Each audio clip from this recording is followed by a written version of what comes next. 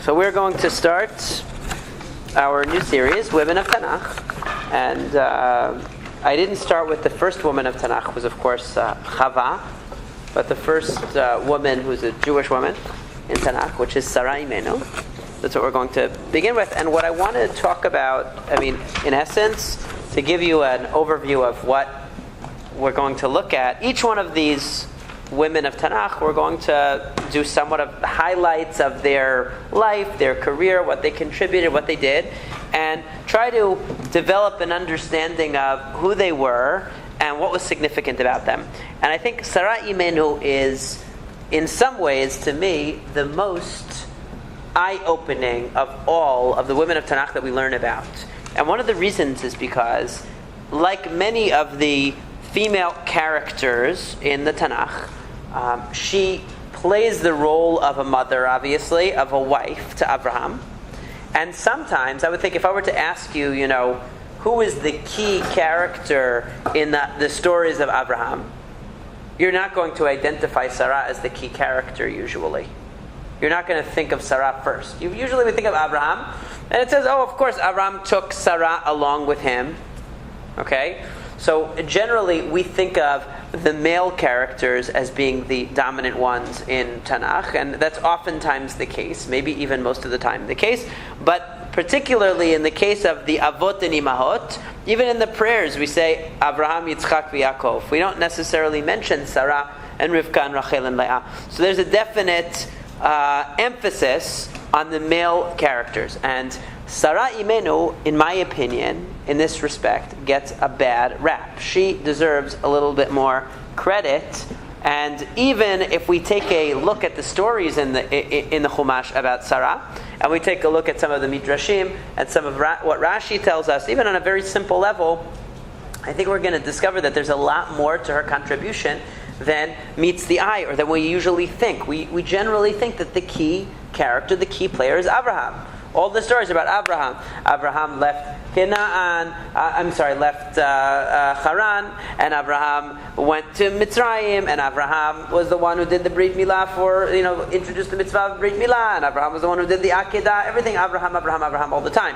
And we don't really think of Sarah except as a background figure. So what I want to do is bring the background figure to the foreground, and let's see what we can discover about her that makes her more of really an active player. And I would say, I'm going to make a really bold claim in this shiur, particularly because Sarah Imenu is one of the female characters in the Tanakh that I think is the most fundamental. I'm going to make a bold claim that the whole reason for the existence of the Jewish people is actually Sarah Imenu, not Avraham Avinu. And I'm going to prove that to you tonight. I'm going to prove it to you. So it might sound like a very radical claim, but that's on purpose. I want you to think about how radical that is, and let's see if I can substantiate that. And if I can't, in the end, you'll tell me. So let's take a look at the first sheet. This did some weird stuff with the Hebrew. Just ignore that. I don't know. But what I did here was do a digest of... It's good exercise going up and down the stairs. Huh? Yeah. This is a digest of highlights of places where Sarah Imenu is mentioned in a key capacity. What's the very first place that she's mentioned? It's really this is not the very first time she's mentioned. It's actually the second time, because the first time is at the end of Parashat Noach. At the end of Parashat Noach, it mentions that Avram, at the time Avram, not Avraham yet, right? Time Avram he leaves Ur Kasdim in order to go to Canaan, and it mentions that he was married to Sarai, not Sarai yet, we all know that, and that she had not had any children. So this is mentioned in actually the end of Parashat Noach. Before we even get to the famous parasha that everyone starts, with Lech Lecha is a very common parasha to start studying in Bereshit, the story of Abraham. So, Vayikach Abraham et Sarai ishto v'et Lot ben Achiv, v'et kol rechusham asher achashu, v'et hanefesh asher asu b'Haran. Okay, that's actually not the entire pasuk, but that was the part that we need to look at. So it says, Avram took Sarai, his wife, and Lot, the son of his brother, also called a nephew, and all of the property that they acquired, and the souls that they made in Haran. Now, if I were to ask you, that pasuk, don't look at the Rashi underneath, just look at the pasuk, does it sound like Sarai is a main character or a supporting actress in this story? Why supporting? It says he took her just like he took his property. He took her. Right? So it sounds very much like a supporting actress role, not a lead actress. So, and yet, what does Rashi say? What does it mean the souls that they made in Haran came with them? It says that Avram converted the men and Sarai converted the women.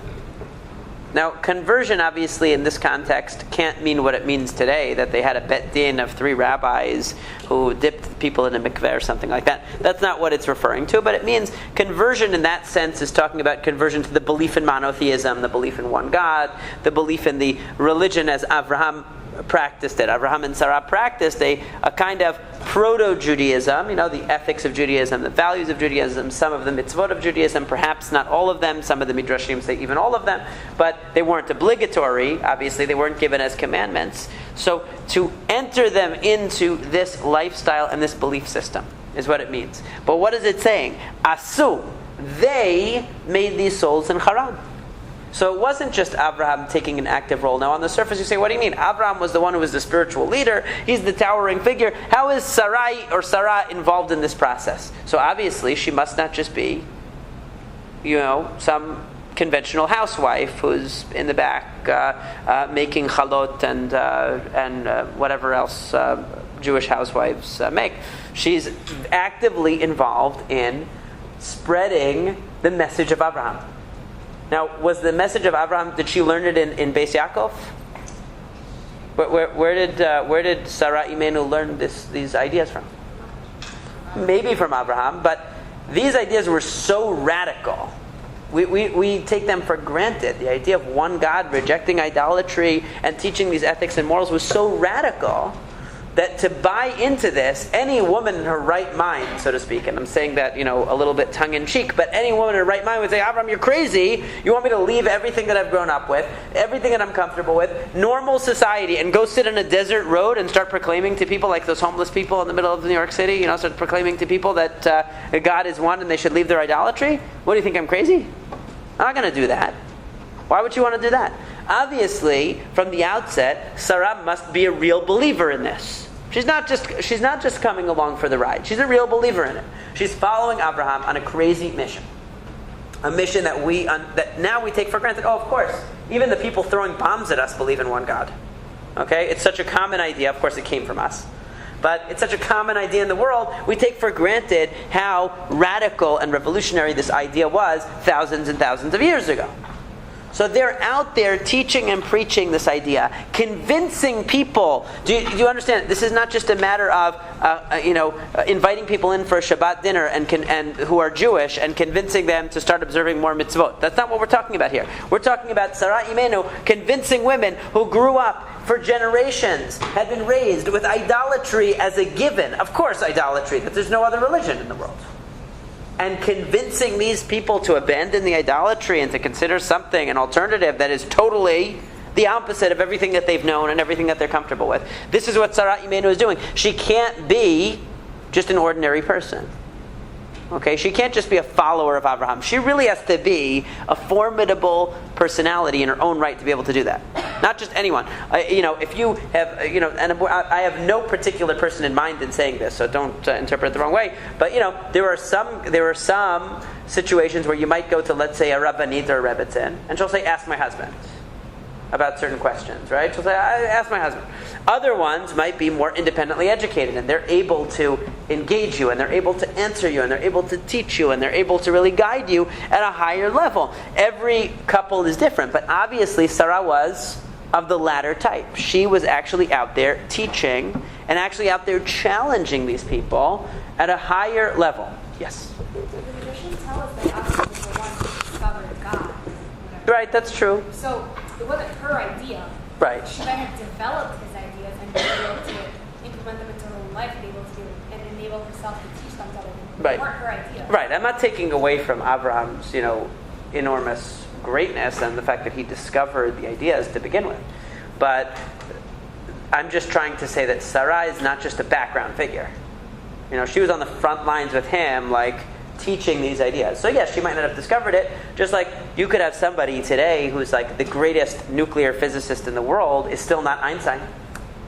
They didn't discover it. They didn't discover relativity, but they might be the greatest, greatest teacher of it, the greatest promoter of it, the greatest educator, and that still takes great genius. Still takes great genius. None of us, or maybe, I don't want to say that, maybe some of us, but not all of us could do that, right? Not all of us could do that. So it's one level to even be able to be a proponent of these ideas and a teacher of these ideas persuasively and effectively. It doesn't necessarily mean you have to be the discoverer of the ideas. Okay, maybe she wasn't. We'll see that in some cases she's right and Avraham is wrong. So that also says something about her. We'll see. Now, we'll look at the next piece. So the next piece is that we know the story that Avraham goes into Mitzrayim. And Avraham, when he comes to Mitzrayim, makes a claim about the identity of his wife. What does he say? She's my sister. And what was the concern? Why did he have to make up such a... it turns out that it wasn't a total lie, but why did he have to fudge the truth? Because it's a lawless society. People will make it look like an accident or whatever, get rid of you. You're a stranger, you have no rights. It's like there are countries like that today, as we know. Not here, thankfully, but many countries in the world, even today, where if you walk in there in a dark alley, you have no rights, you have no legal recourse. People will kill you. They'll do whatever they want, and they'll get away with it. And that's exactly what Avram was worried about. So he said, "No, she's my sister." So nobody would feel like they needed to get rid of him in order to take her. And of course, who takes her? Not just anybody. Paro decides that he wants to take her and abduct her, and then plagues come upon Paro, and it says, Al Devar Sarai Eshet Avram. Now, in a very simple reading of that would mean that, because Avram himself was being disrespected, by his wife being taken, that's why Hashem came and plagued Paro. Now, you'll notice there's also a foreshadowing to the idea of Yetziat Mitzrayim in here, the story of the Exodus, because you have the idea of Paro holding somebody captive and then plagues coming on him and then he lets them go. It's a foreshadowing. It's called Maseh Avot Siman Labanim. The things that happen to the patriarchs are oftentimes a foreshadowing of what's going to happen. That Abraham goes down to Egypt, just like Yaakov and his sons go down to Egypt, and then there's an abduction that takes place, and then eventually a release. But in any case, it says Al Devar Sarai Eshet Avram. That because of the situation of Sarai, that's why Hashem plagued Paro. But what does Rashi say? Al Devar. Devar also means word. Davar is a word, right? So the Midrash says, according to a word, that she would tell the Malach to strike Paro, and he would do it. The angel was operating according to her. She was telling the angel what to do.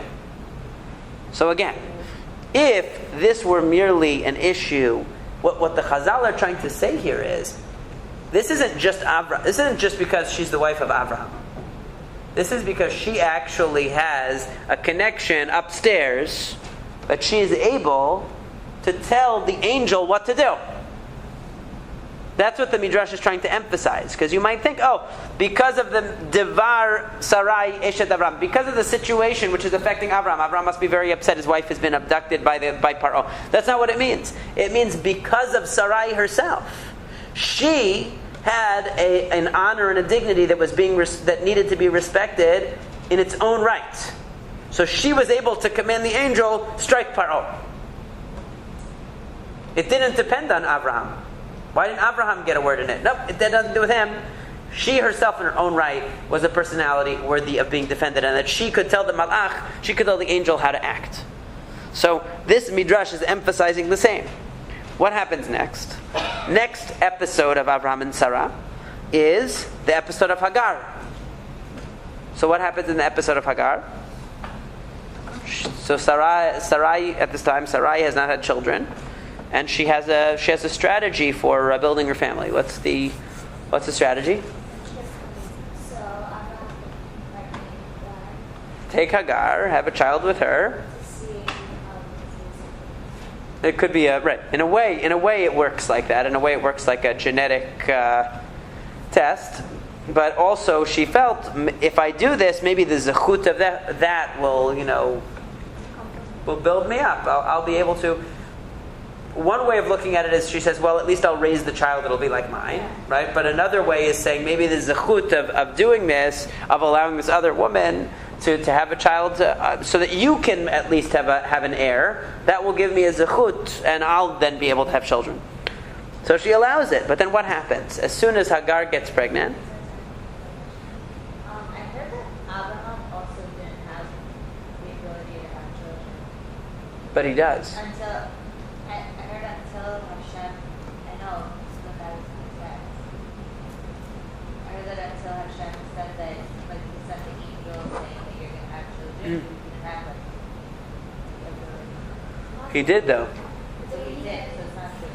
Did he pray that Sarah, after coming with Abraham, did he specifically pray for his children? So that's the whole issue, right? Because at the what's called the Brit Ben Abitarim, at the covenant that he makes with Hashem, he says, "What good is anything that you give me if my employee is going to inherit all my estate because I don't have any children?" He says for himself. He asked, and Hashem said, "Don't worry, you're going to have children." So that's what happens here. So what ends up happening is Hagar, as soon as she realizes she's pregnant, she says, you're supposedly such a righteous woman, but look, you've been waiting 10 years or 20 years or 30 years, however many years, and you can't have a child, and I immediately get pregnant. So obviously it's your fault. Obviously you're not so great. You project this image that you're so close to God and all that. But look, I had no problem conceiving, and so who are you? You're not the boss of me anymore. I'm the one bringing a child into this family. You go clean the table. You go sweep the floor. So Hagar becomes very haughty over that. And what happens? Actually, she beats her up. I don't know.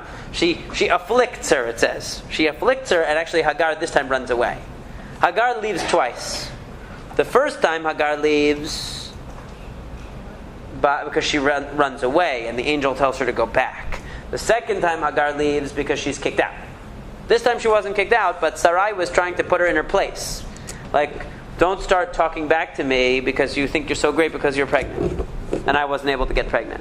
Which could be, I'm sure that's, it's a very painful situation for her to be in to begin with. And had Hagar handled it differently, maybe she could have minimized the extent to which Sarah felt upset about it, and instead she exacerbated it by acting like, hey, now I'm really the boss of this house, and I'm really the matriarch of this family, and you haven't brought anything. You can't even bring children. And she took it very personally. And she tortures her and she runs away. But what does she say to Avram? She says, Vatomer Sarai al Avram, Chamasi alecha. She blames Avram. He says, and she says, Anochi natati shivchati b'chaikecha v'ter ki arata v'ekal b'einea yishpot Hashem b'nei v'einecha. That I gave you my maidservant, and she became pregnant, and then I became disrespected as a result of that, and may Hashem judge between me and you. So if you're reading this pasuk, what's the problem? What's the problem with this? Why is Avram in the middle of this? This is She gave Hagar to she's saying, I gave her to you, and now she sees that she's pregnant, and she's disrespecting me. And Hashem's going to punish you, Avram. But what did he do, right? He didn't do anything wrong. He's like, I listened to you before. You said to impregnate this woman. Now the woman's giving you trouble, and you're complaining again. I can't win. What did I have to do with it? So what's a possibility here? What's a possibility? How could we understand this? Why would she be blaming him? Just on the simple level, why would she be blaming him, maybe? Maybe she's just taking it out, but I could think of an even more charitable interpretation. Maybe he doesn't stand up for her. Exactly, right? I was thinking that. Maybe he said, well, she's pregnant, there's got the hormones raging, and, she's very tired. I don't know. Maybe he was defending her, right? Maybe he was not properly standing up for his wife. That's what I thought could be the problem. But Rashi brings another thing and says that why did she say I'm angry with you? Because when you prayed to Hashem for descendants, you only prayed for yourself, and you should have included both of us. And then I wouldn't be in this problem. I wouldn't be in this boat. In other words, she wasn't really blaming Abraham for the disrespect of Hagar. She was blaming Abraham for the whole situation. Why did we have to have such a terrible situation? It's all because of you, because you only prayed for yourself and you didn't pray for me. And of course, Avram says, you know what, do whatever you want. And she tortures her and she runs away. She tortures Hagar and Hagar runs away. But you see again from this, that what does Sarah point out is missing, maybe even in Abraham's vision of what the future is. She's missing, right? She's missing from it. He thought, hey, my wife obviously is not bringing me children. I need an heir. I need a descendant to be able to carry on my name, to be able to carry on the family, to be able to carry on my legacy. That's what I asked Hashem for. And it's true. That is what Abraham asked Hashem for. He said, Hen li lo natata zara. You haven't given me a descendant. What about Sarah? Oh, she's it could be with another woman. And so that view is part of the problem, maybe. And that's what Sarah is saying to him. This whole situation, that we have this woman in our house who's pregnant with your child and it's not me, is because you didn't factor me into the equation. Why didn't you factor me into the equation? And what we should see developing here, and we're going to see even more, is that this issue persists. If you turn to the next page, God says to Abraham now, Sarai ishtecha, lo tikrat shema Sarai ki Sarah shema. So we know that Avram's name is changed to Avraham. And Sarai's name is now changed to Sarah. What does that immediately indicate to you? Change of status, change of role. She also is on his level and needs a change of name. Not only him, right? And isn't like the letter for God, hey? Yeah, Hashem's name is like, so Sarah, what? Yeah, no, absolutely. They both get a hey in their name. Right? They both get the same letter in their name. So that's showing you a balance between the two, right? They both have to have their name changed. Not just Avram. And names are very powerful, especially in the book of Bereshit.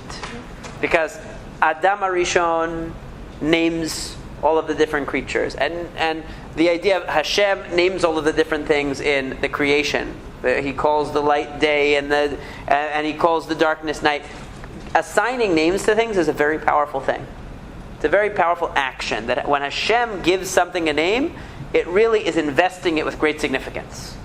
And to give a particular name to a particular person is saying, you are extraordinarily special in the role that you're going to play in my creation. Because what does Hashem give names to? The oceans, the earth, certain components, certain parts of the world that are very important to Adam, to human beings. Okay, he gives a name. But the fact that he's giving Avram and Sarah special names is saying, you are like a cornerstone, like a foundation of the world. Because you're going to create this nation of Israel. Yes? It's a little bit random, but I know that whenever people have children, and they have like a specific name in their mind, and then whenever they give birth, there's another name that comes to their mind, because that's like the name that the child is meant to have or something? Right, because the name's so important. So then, if Hashem didn't give like Sarah and Abraham the name in the beginning, does that mean that like they built to their like? Yeah, so that's what it means. That means that when they reached a certain level of development, Hashem said, now you've reached where you need to be in order to make this happen. Okay. So Right? that's like a little off topic, like how Abraham reached there. That's a whole long story. No, definitely not. He definitely developed. All the characters developed. Abraham definitely did. And Yaakov certainly did. Yes? Sorry, I have a question. Why do you have to say sorry? When there's the part where it says that Avram didn't realize Sarah's beauty, it wasn't he can't realize it whenever that whole scene was found. I think what it means is just that that wasn't what they focused on. I think it means that it's not that he's unaware, but what it means is that he didn't think that he never focused on that. It wasn't something that was at the center of their life, or that they attached significance to how you look. But now they're going amongst people who do focus on that, and that's why it became an issue. I don't think that he's saying, "Oh, I thought you were ugly before, now I see you're beautiful." He's just saying that was never important to me before. That wasn't that wasn't why I loved you, or why I married you, or what was important to me. No. So, what happened? So both Sarah and Abraham, they both get new names. And what does Abraham do? So Abraham says something very interesting here. He says, He falls on his face and he laughs. And he says in his heart, "Haleven mea shana yivaled v'im sarah bat tish'im shana teled." Will a 100-year-old man have a child, and will a 90-year-old woman have a child? And then Avraham says, "Vayomer Avraham el Elohim, lo Yishmael yachye lefanecha." If only Yishmael could live before you. Meaning, why can't Yishmael be the one? Why does there have to be a miracle? I already have a son. My son is Ishmael. Ishmael is about 12 years. What? That's exactly right. But what I'm trying to point out to you here, guys, is that our cousins who are throwing bombs on us right now are the people that Avraham thought were going to be the chosen ones of God. And he said, "Lu Yishmael yachye lefanecha." Why can't Yishmael be the one who's going to live before you and be the chosen one and pass on my legacy to the next generation? Factoring out, again, his poor Sarah, who's sitting there saying, again, you're forgetting about it. Okay? He thought, no, I don't need a miracle. I already have a son. And all I need is a son. Who cares what the mother is? I'll teach the son, and the son will be able to do it. And what does Hashem say? Vayomer Elohim, Aval Sarah ishtecha yoletet lecha ben. Indeed, here aval doesn't mean but like it usually means in Hebrew, a contrast. Although in a way it does. It is a contrast. But it's emphatic contrast. Meaning, indeed, Sarah will be the one to give you a son. V'karatet shemo Yitzchak, and you're going to call him Yitzchak because you laughed at the idea of having a son at this age. And he is the one that I'm going to make a covenant with for his children afterwards. He says, however, with regard to Ishmael, I'm also going to bless him, and he's going to be a huge nation, and he's going to grow because he's your descendant as well. Okay? And we've seen that. However, my covenant I'm going to keep with Yitzchak. So he emphasizes again, who is my covenant going to be with? That Sarah is going to give you the child who's going to be the chosen one. Not just any child that comes from Abraham, could be the Jewish people. So what did I tell you before? That the whole reason why the Jewish people exist is because of Sarah, right? And you said, that's not true because we didn't learn that in school before. That is true. Because actually, Abraham would have had a perfectly good argument if Sarah was just anybody. If she just happened to be his wife and he was really the superstar. And it didn't matter who bore his children. But the fact that Sarah has her own zechut, that when she's in trouble, that merit is what protects her, that the malach comes, not because of Abraham, but because of her. And that here Hashem is saying, very nice that you have a son Ishmael, but your son, the son that I want is the one that comes from Sarah and Abraham, not just from Abraham. It has to be a combination of the two from both sides.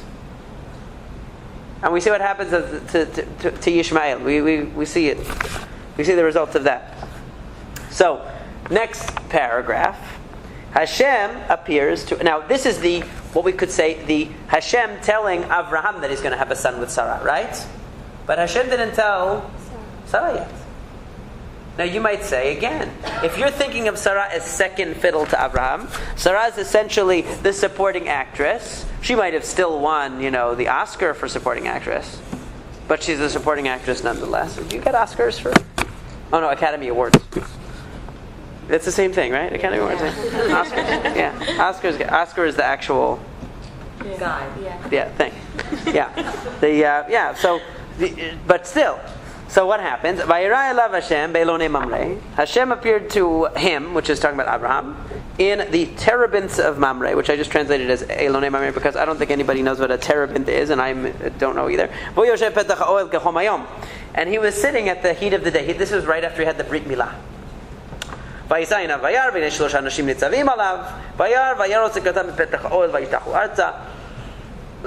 So he goes and greets the three guests. We all know this story, right? He runs out to bring them in. He delegates to everybody in his family. He delegates to Sarah to prepare something. He delegates to Ishmael to prepare something. Everyone is involved in the task of providing for the guests. And then what happens? I put ... in Hebrew and in the English to show you that it's not I skipped some psukim. Vayomeru elav, and the angel said, Aye Sarah ishtecha. Where is Sarah, your wife? Vayomer hineva oil. And he said, she's in the tent. Why are they asking about where his wife is? To remind him that she's there. Well, that's one. To show her modesty is what Rashi says. That's right. But there's another reason, maybe. Yes. But there's another reason, which is, hey, where is your wife? She also needs to hear this really important thing that we're about to tell you. Right? In other words, they're not just asking a random question, by the way, where's your wife? They're asking it to highlight her importance in this message. And what's the message? We're going to be back here in another year. I'm going to be back here. It's Hashem. They're speaking on behalf of Hashem. And Sarah is going to have a child. And Sarah is listening from the tent, which is behind them. In other words, the tent was behind them. So Sarah was like at the door of the tent. They were in front of the tent, so they couldn't see her. They were facing away. It says that Sarah and Abraham obviously were elderly, and she no longer was having her monthly cycle that she would be able to be pregnant.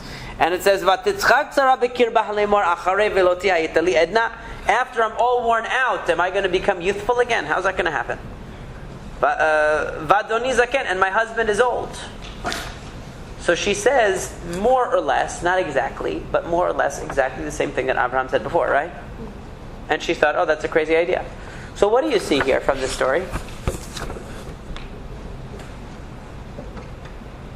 Wouldn't it have been more economic? I mean, Hashem already told Abraham he was going to have a child with Sarah, right? And he already told Abraham even what the name of the child is going to be, Yitzchak, right? And Abraham already laughed at the idea, right? So why do we need this news? We'll just say Abraham, and by the way, during pillow talk or whatever with your wife, or when you mention before bed that she's going to have a child. Why does it have to be that the angel comes to say the message over again? Sarah is getting her own message. If she is from Abraham, it's like she's secondary. She's secondary to him, right? By the angel saying, where is your wife? And I need to tell you this and I make sure that your wife hears it. That's saying Sarah needs her own message. Yes? Why did it occur to Abraham to tell her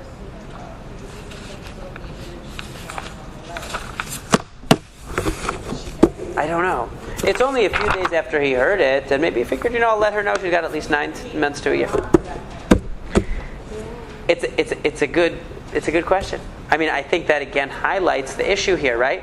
Maybe even in Abraham's mind, still one of the things that Abraham himself has to understand is the role that his wife is going to play. Just like remember that Adam also had that issue, that he had to first become aware of who he was and of his environment, and then Hashem said, now that you're at a certain level of understanding of the importance that your mate is going to have, I'm going to give you a mate. So in a way, Abraham is going through a similar process, but different, because Adam saw himself as, hey, I'm a biological creature, and therefore I need a mate in order to reproduce. Abraham is a spiritual ancestor who's going to create a nation, and he needs a mate to continue that, to create that. But he first has to recognize the role that she's going to play, and not think that perhaps she is secondary in some way to the role that he's playing. And that's why all these messages are coming again and again. Maybe he's neglected to mention it to her because he again said. Now, of course, she must have wondered why he came home calling her a different name, because she's Sarah now instead of Sarai. Now, why were there 3 men? So Rashi says, and this is on the next sheet, 3 men. 1 to inform Sarah. Echad livaseret Sarah. Why do you need that when Abraham already knew? So again, obviously, the Torah is emphasizing by giving almost parallel stories. When Abraham hears the news and he laughs, then you have Sarah hearing the news and she laughs, and then Hashem says, hey, why is Sarah laughing? And she says, no, I didn't laugh. So you see that Sarah is being notified, just like Abraham was notified. They each get their own opportunity to be notified directly from Hashem. A messenger from Hashem in this case. And the rest of the story to heal Abraham. One of the angels is to heal Abraham, one of the angels is to destroy Sodom. But one of the angels is to tell Sarah the message that was already told to Abraham. Now let's take a look at the story when Sarah actually has the baby, which is the next piece. And Hashem remembered Sarah, like he said. Somebody else's name is missing here. Right? Vayaz Hashem l'Sarah kasher diber. Hashem remembered Sarah as he said. Hashem did for Sarah as he had spoken. And Sarah became pregnant and had a baby, LaAvraham, Lizkonav LaMoed Asher Diber Oto Elohim. So it says that Avraham named the child that Sarah bore him Yitzchak, because of course Avraham was commanded to name the child that name. And then Sarah says, Hashem has made joy for me. Tzechok asali Elohim. Or laughter. Kol hashomei yitzchak li. Anybody who hears this is going to laugh with me. Who would have thought that I would ever have a child, and so on. Okay? But in the meantime, so for a moment here, Sarah gets a lot of lines. Right? She becomes really the center of attention for some time here, because it's saying Hashem is remembering Sarah. Hashem is doing for Sarah. Sarah is having a child to Avraham, meaning that the child came from Avraham, but the emphasis is on Sarah. And what Sarah says afterwards, that she says, Hashem has made a joy for me. Anybody who hears this is going to rejoice. And who would have ever told Avraham that I would be having a child? And the emphasis at that moment is on her. And then what does she notice? Yes? So, doesn't she overhear it the first time? Like, don't she overhear it and then she laughs? She was standing at the tent. They said, where is Sarah? Because they wanted to make sure she was going to hear. And they said it, and she laughs inside. It says she didn't laugh openly. So she wasn't there. She was standing behind them, listening. Yeah, she was standing behind them. So, what happens, and I put a dot again, just to save paper, is that she knows, yes? To go into the argument, like, why did Abraham hear directly from Hashem, but Sarah heard through Jesus? That's a good question. I don't have a really, really awesome answer for that. A clear answer for that. There's a whole discussion about the whole three angels episode. Is it happening in a prophetic vision? Is it happening in real time? What are these malachim? Are they nevi'im? Are they angels that are appearing in some mirage form? Because we know that angels are spiritual. So there's it's a very complex story to begin with. So I'm not sure what the simple answer is. But it's a very good question. It's a very good question. She sees Ishmael, and it uses the word mitzachek, which is very, ironic and on purpose, because all of the discussion of Yitzchak, of laughter and joy and surprise at the birth of Yitzchak, is then contrasted with what Ishmael is doing, which is mitzachek, playing around, right? And in playing around, she meant misbehaving, right? The Torah means misbehaving. He wasn't behaving in a way that reflected well on the family. And so, Vatomer LaAvraham, she said to Avraham, Garesha ama hazot v'et bina. Throw out this woman and her son. Notice that what she refers to the child as her son, which is exactly what your parents would always do when you were in trouble, right? And your mom would say to your dad, your daughter is causing trouble. Or vice versa. Or your daughter is causing trouble, depending. It could be the father saying that or the mother. Dissociating, right? Dissociating yourself from the problem. Right? It's your child, not mine. She says, now obviously it's Abraham's son too, right? She says, throw out this woman and her child. Because Lo yirash ben ha'ama hazot im beni im Yitzchak. Because this child of a maidservant is not going to inherit with my son, with Yitzchak. And actually Rashi says, I didn't put the Rashi here, that it would be enough if he were my son and not Yitzchak. Meaning, even if he didn't have his own merit, but it was just my merit, that would make the child better than this child. This no good child who's causing all these problems, and send him away. He's a bad influence and a bad, giving us a bad reputation. And what happens? How does Abraham react to this? He's not too happy about it. Right? Vayera davar me'od b'nei Avraham al odot beno. We actually read this on the first day of Rosh Hashanah, this story.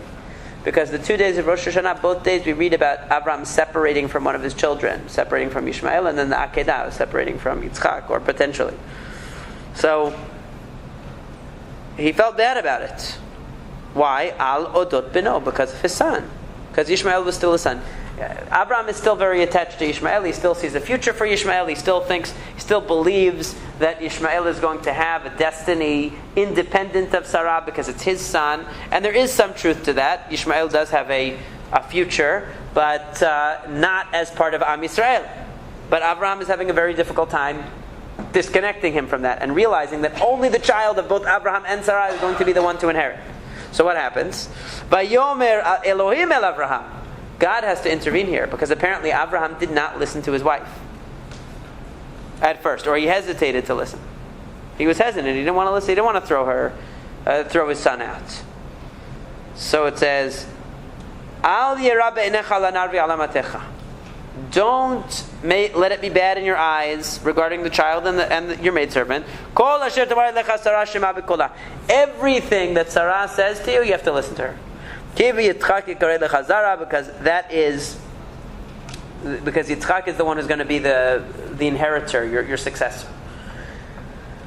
And what does Rashi say very famously about that? Everything Sarah says you should listen.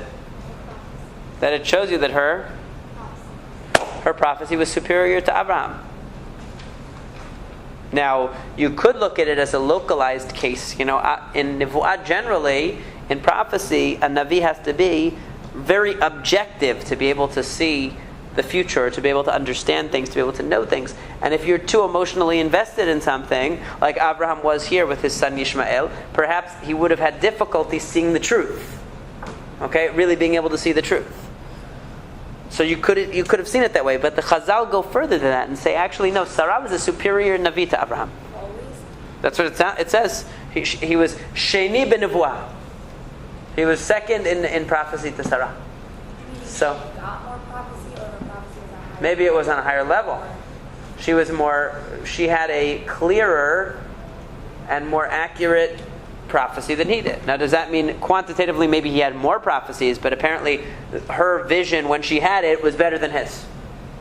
Okay, that doesn't necessarily mean that she had as many as he did. It's not quantitative, but when she had it, she saw things clearly.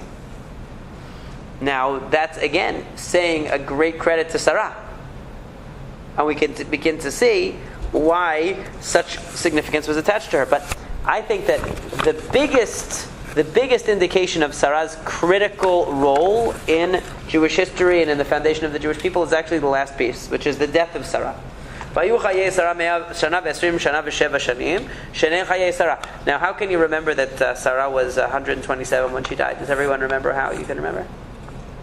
Because Achashverosh rules over 127 provinces, just like Esther ruled over 127 provinces, and Sarah was 127 years old. That's how you can remember. But there's a connection between the two. Both of them were kidnapped by kings who wanted to marry them. There's other similarities. But anyway, I don't want to go into that. But Tamot Sarah v'Kiryat Arba, hi Hebron be'eretz Canaan. So Sarah dies in Hebron. Vayavo Avraham l'spod Sarah v'Levkota. Of course, Avraham came to eulogize her and to cry and to weep over her. And everybody came in the town, and it was a huge thing.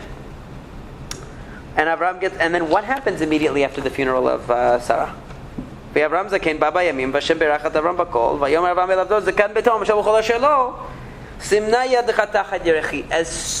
as Sarah dies, Abraham no longer does anything after that. His next step is to get a wife for Yitzchak, to make sure that the next generation is taken care of. He no longer does anything after Sarah dies, which itself says a great deal. He realized, my career is over now, because we were a team. Sarah and Abraham were a team. So now that Sarah is no longer there, he realizes that's an indication that he has to create the next team.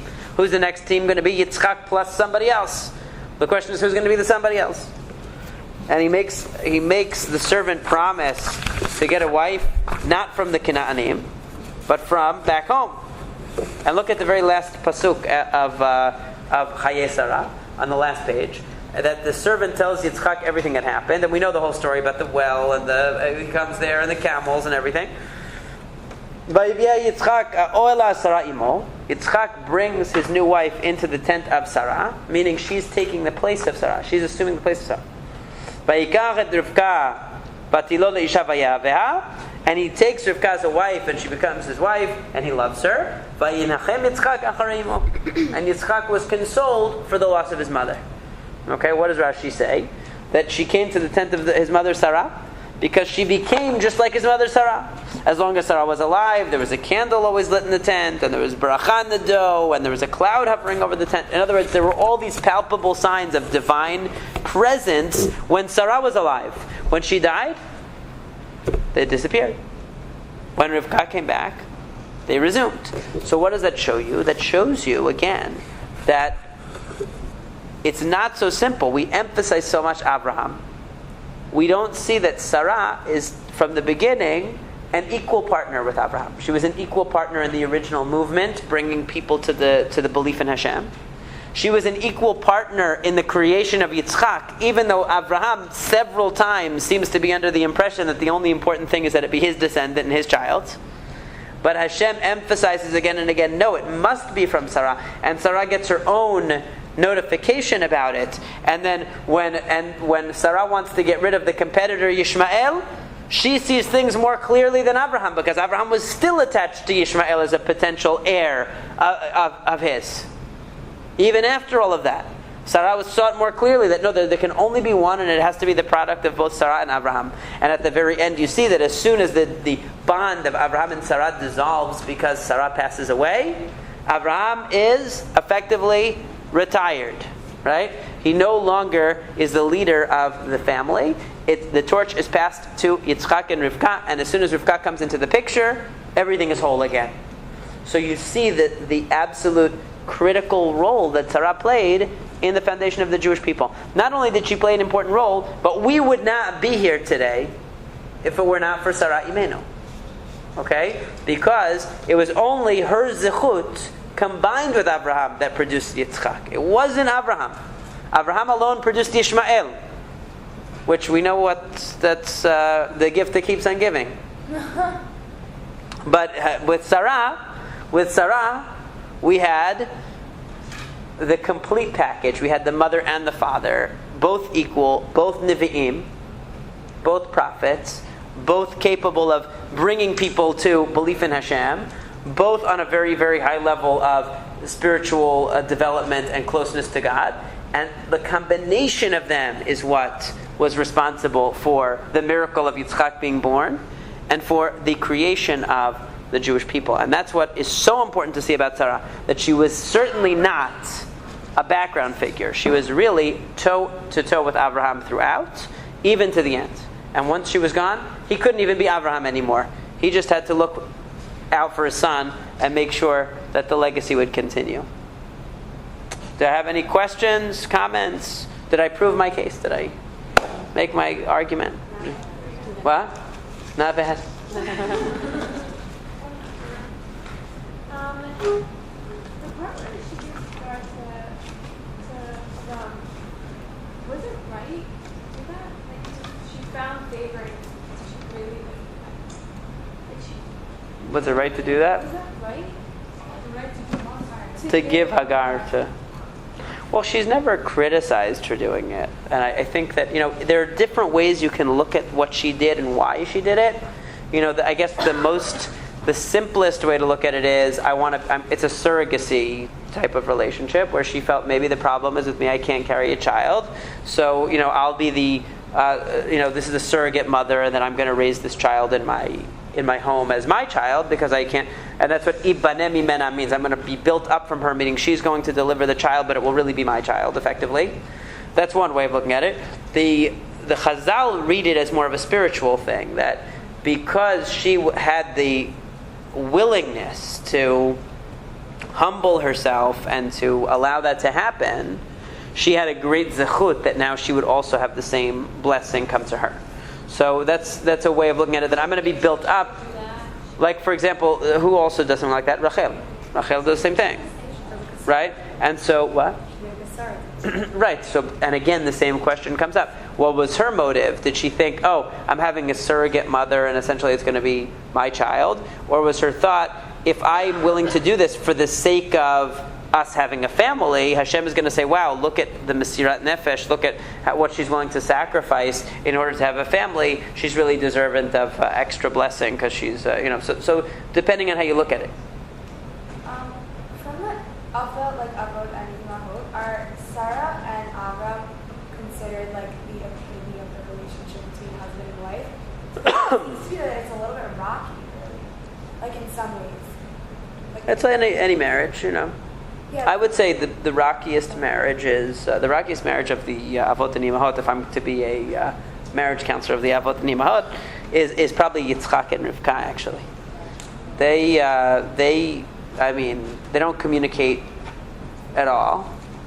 And they manipulate, Rivka manipulates the situation first with first with Yaakov, and then comes back and manipulates again by saying, well, we need to send him away because he wants to get married. He's going to get married to a non-Jew, and really the reason is because Esav wants to kill him. They seem to have the most interesting marriage, the least communication between the two. No, you infer a lot from the fact that they don't communicate. The fact that Rivka was told that there are going to be two children and that the younger one is going to be the ruler over the older one, but Yitzchak doesn't seem to know anything about that because he still thinks Esav is supposed to be the one. So so there's a lot of and why does Rivka go to somebody else? Vatelech lidrosh et Hashem. She goes somewhere else to ask for a prophecy from Hashem as to why she's having such a bad pregnancy. Her husband is a prophet. Why doesn't she ask him? So there's a lot of that's a different parasha. I don't want to use all my parasha classes in this class, but it's a good question. And then you have, of course, Yaakov has a very tough situation where he marries the wrong girl. And Yaakov and Rachel, Yaakov and Leah. I mean, that's like a little different than complicated. Sarah, I would say. Just a little. Yeah. Well, the interesting thing about that I'll just leave you with one thought to ponder, is that if you look at Yaakov and the Yaakov situation, Rachel and Yaakov, yes, Yaakov was madly in love with Rachel more than Leah, but Leah, in many ways, seems like the stronger of the two. And her children end up being greater of them. Yehuda and Levi, they come from Leah. Yosef comes from Rachel, who's also good, and Binyamin comes. But if you look forward in Jewish history to Tanakh, the key people are Yehuda and Levi. So you see that there's a Mashiach is Mashiach ben David. Kohanim come from, the Kohanim and kings both come from Leah, not from Rachel. So I think it's a very interesting point to ponder too. It was meant to be. Yes? I feel like we had this negative view on Hagar. Yeah. Where do you see that she actually did mistreat? It says that she looked down on her. Right. I just feel like her opinion, she could be thinking to herself, oh, I'm having kids, and so it's not so How do we know that she actually mistreated? It says that she saw she was pregnant and she treated her more lightly because she was pregnant. So she started to feel like, hey, I'm really the queen of this castle now, and you're not, because I'm bringing children and you're not. So was that really the worst thing ever? Was she so terrible? I don't necessarily think so. In fact, the Midrash says that when Sarah died, and it says that Avram remarried a woman named Keturah, and the Midrash says, who was Keturah? Hagar. He brought back his first wife because he had already been together with Hagar. He didn't start fresh. He went back to her. So the Midrash actually has a somewhat positive view of Hagar. It doesn't see her as such a bad person ultimately. I feel like there must be a deeper reason why she wanted to get her out. Because it's so I don't know, Sarah's big for that. Well, it seems like she saw him as a bad influence on her. What was the reason? Oh, you mean the original time, or when she sends him away? When she sends her away with the child? I guess both. Well, when she sent her away with the child, it seems like she saw that he was really behaving poorly. Because it says he was mitzachek, he was involved in all kinds of bad stuff. He was a bad influence, and she didn't want the bad influence around her son. Right, but when you're able to influence so many people around you, Why can't you get him under control? child, It wasn't her child. next to you, and you try to influence It wasn't her child, though. And where does Hagar go? Did you ever notice where Hagar goes when she leaves? She goes back to Mitzrayim. She goes right back to her roots. So she was, you could take the girl out of Mitzrayim, but you can't take the Mitzrayim out of the girl. You know what I'm saying? She went right back to her roots. So, no, I'm saying she went back to her roots. Yishmael marries a Mitzri woman. It says that she, Vatikach lo imo isha me'eretz Mitzrayim. She took a wife for him from Egypt. So she went, that was still very much her identity. So it wasn't so simple that Sarah is going to influence her. Even though she also has a malach speak to her. She can't be she's not just an ordinary person, but still. We can't compare, the level of, so to speak, purity of influence that they wanted in such a toxic, idolatrous environment that they wanted for their children. It's hard to imagine it. Is Hagar one of those cases that you talk about, Moshe made a mistake, so we can think he's whatever? One of these cases where like the avodim like they're on such level that like even though we might say like they did something wrong, it's not even close to anything. Right. I mean, their calculations in these things. Who, Hagar? Hagar was obviously great enough to have an angel speak to her and tell her what to do, and to, she couldn't have been like We see some her in a bad right. light. Right, but the fact that the Midrash has that, why does the Midrash that when Rivka comes back, when Rivka comes to marry Yitzchak, it says that Yitzchak was at Be'er Lachai Ro'i. What's Be'er Lachai Ro'i? That's the place that Hagar named Be'er Lachai Ro'i when she saw the angel the first time. And it says, why did he go there? To bring her back to marry Abraham again. So obviously there's a positive side to her. She wasn't good enough, and her son wasn't good enough to grow up side by side with Yitzchak, but that doesn't mean that he was the worst person around. They were still better than probably anybody else around, just not good enough for what they wanted to be able to produce. I don't want to keep everybody too late, but you're all welcome to stick around afterwards for questions, but I want to dismiss the class so that anybody who wants to go can go. But God willing, next week we're going to continue with this series, and we're going to do more of the Women of Tanakh. I think we're going to do Rivka next week.